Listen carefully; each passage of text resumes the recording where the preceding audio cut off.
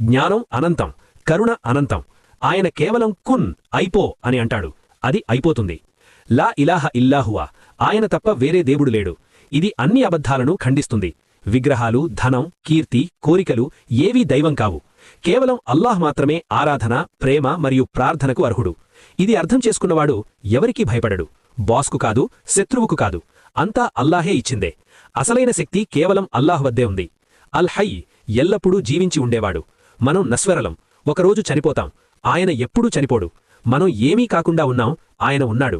మనం అంతమైపోతాం, కాని ఆయన ఉంటాడు. అల్ కయ్యూమ్, అన్నింటినీ నిలబెట్టేవాడు. ఇప్పుడు మీరు ఊపిరి తీసుకుంటున్నారు.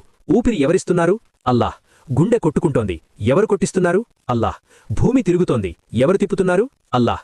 ఒక్క క్షణం ఆయన తన పట్టు వదిలితే విశ్వం అంతమైపోతుంది. లా తాఖుదుహు సినతున్ వలా నౌమ్, ఆయనకు కునుకురాదు, నిద్రరాదు. మీరు అలసిపోతారు. 2 రోజులు కూడా